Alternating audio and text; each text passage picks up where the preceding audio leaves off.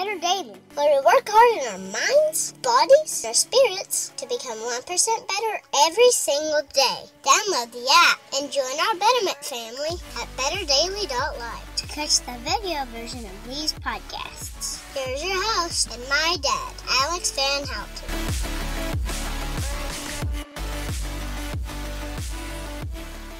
What is up, Betterment family? Welcome to Better Daily Live. I'm your host, Alex Van Houten, and I'm super excited about today because today is Tip Tuesday, and we talk through something powerful from a nutrition perspective to help you on your 1% better daily journey. Before we get to our tip today, which is about fat, which I'm very excited about. Good morning, KT. Good to see you this morning.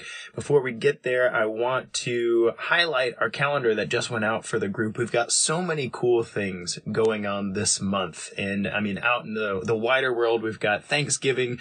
November is a wonderful month. I love Thanksgiving. It's actually my favorite holiday, or at least traditionally so. Christmas is growing on me with 2 young kids. But Thanksgiving is such a powerful day to remind us what it is that we have to be grateful for, and to remind us that it's not just one day a year that we're going to be up to that. But on our calendar, we've got our meet and greet and prayer and connect meeting this month coming up. Look for that. Mark your calendars for that. Last time we got together and we shared our prayer requests, we shared our praises, we got to know each other a little bit better, and it was a really powerful time. And so I'll invite you to that. Check the calendar for that. We've also got a turkey trot following Thanksgiving. And so what we're going to be doing is jointly as a community, those who are interested in participating will be running a virtual 5K/10K and joining each other in that endeavor. So that'll be a lot of fun. We've got several other things going on, like the Faithful 40 Challenge. The Winter Faithful 40 Challenge registration will be opening up this month, so look for those posts. And as always, if you have your notifications on here in this community, that means that you'll get notified of these things the day before and the day of, so that even though you have your calendar marked, we'll keep you reminded about what is up. So today, Nutrition Tip Tuesday, we're going to be talking about fat. And normally when I speak on Nutrition Tip Tuesday, I speak about something practical that you can consume, something about our consumption that'll be helpful in the mindfulness of eating and the mindfulness of building our temple well, that sort of thing. But today I'm going to talk about 2 types of fat and how we can get more of one and less of the other. Good morning, Pat. Good to see you this morning. So fat it's a really, really interesting tissue of the body. Honestly, it's a very interesting tissue. A lot of people have this misconception of fat that it's just this, you can pinch it on you and it's this saggy thing that stores energy and it's just meant to be burned. And that's not really the case. There's actually different stratifications of fat and its jobs, and it's actually hormonally active. Even the fat, I pinched the back of my tricep for fun here. My 2-year-old watched me do a caliper assessment on one of my clients. Calipers are those pinchy looking things where you pinch somebody's fat, you pull it, and then you measure how many millimeters of subcutaneous fat they have. He saw me do that, and he saw me do that a couple of weeks ago. And this morning he walks out of the garage and he's got my calipers from my garage gym, and he goes, "How fat are you?" It's the best thing ever. But your fat isn't just an energy storage thing. It's not just holding on to the food that you've eaten in excess and is saving it for later. Fat is also hormonally active. So there's fat on your body that produces its own estrone. For females, this is important because there's estradiol. That's a particular type of estrogen that's produced in the ovaries. And then there's esterone, and that has a different effect on the body. One of them's more fat accumulating than the other. One of them tends to change your mood a little more differently, but this isn't a conversation about hormones. It's just important to know that fat is not inert. It's metabolically active. It's an actual part of our body and sends signals to our body about how our body should work and what should happen and how hungry we are and how quickly our blood sugar goes down or up or how much our insulin affects our cells. It's very metabolically active. But I brought up in a conversation with a client recently, he was asking, hey, winter's coming up, we're doing some running. Should I buy a treadmill so I can run inside? Hey, fair enough. I'm a big giant baby about running in the cold. I really don't like it. Even I got all this hair on my face, I got hair on my legs, but somehow getting out there, that first half mile to mile, I'm just like, oh, it's so cold. Ew. But, after you warm up, it's really not that big of a deal. So I do it anyway. And what I was saying to him is it's actually the jury's out from a research perspective about this particular subject, but there might be benefit to cold exposure. There might be some benefit to it. One of the benefits is that cold exposure promotes what's called brown fat.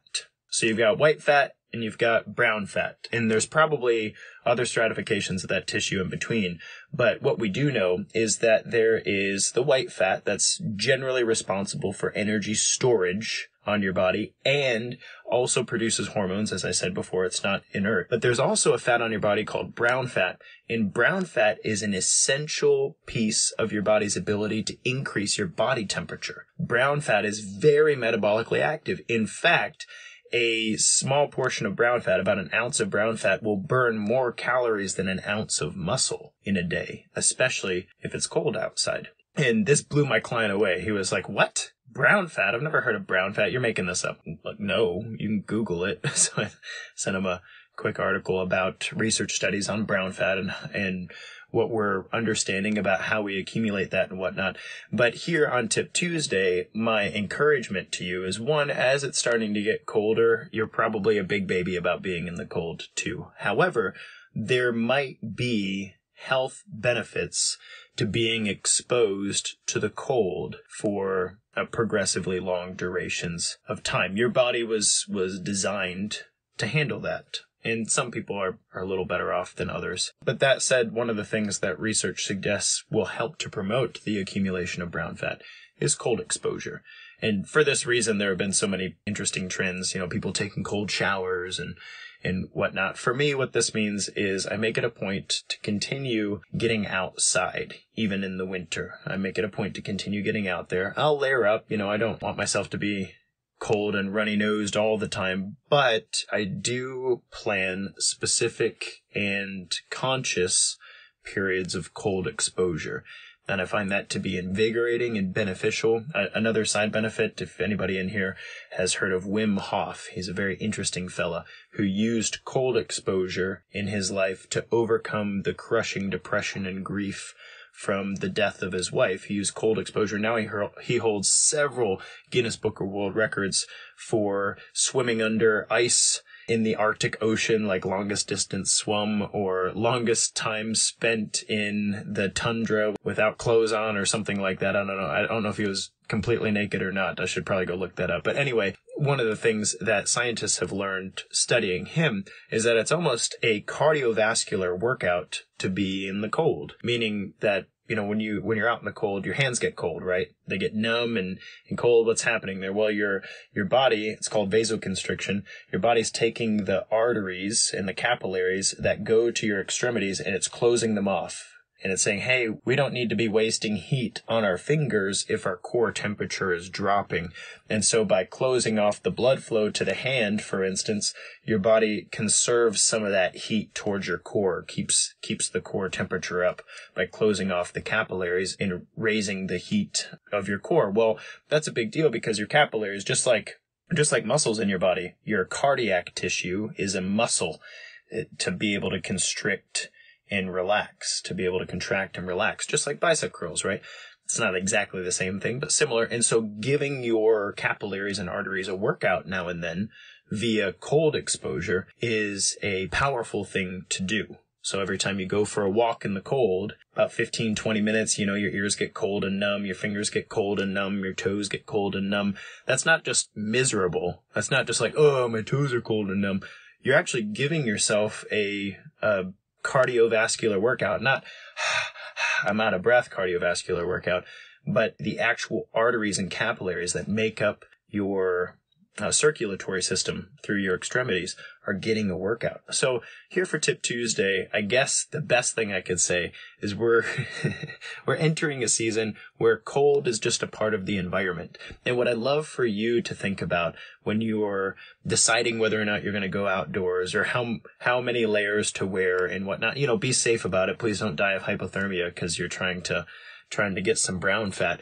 But when you're doing that, I'd love for you to walk outside, and when the cold air hits you, instead of your shoulders coming up in your ears and you going, oh, it's so cold out, I hate the cold, and you're grinding your teeth, just take a deep breath. Just let it hit you. Feel the cold, feel the tension, feel that it's there.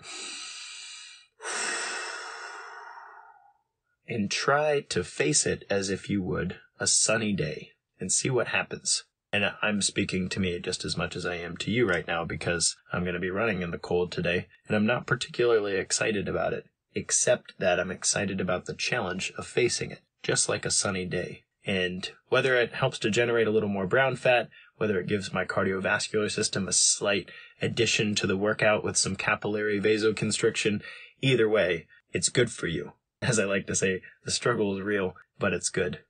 Guys, this has been Coach Alex on Tip Tuesday. I hope that you'll see the cold as your friend. You'll go build some brown fat and get some good vasoconstriction in your life. See that as a good thing in this season so that we can carry that better brown fat profile, higher metabolic rate, and better circulatory health all the way into this coming summer. Until next time, guys, it's just 1%.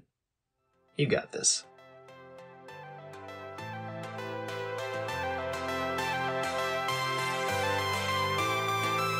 Thank you for joining us for 1% Better today. Don't forget to subscribe for the podcast. Leave us a raving review to tell others how Better Daily has helped you in your journey. If you want more Better Daily, download our app and join our Betterment family at betterdaily.live. Use code POD to get 25% off your subscription. That's POD, all caps, to save 25% on your subscription. We all have a cross to carry. It's lighter when we do it together. Go to betterdaily.live today.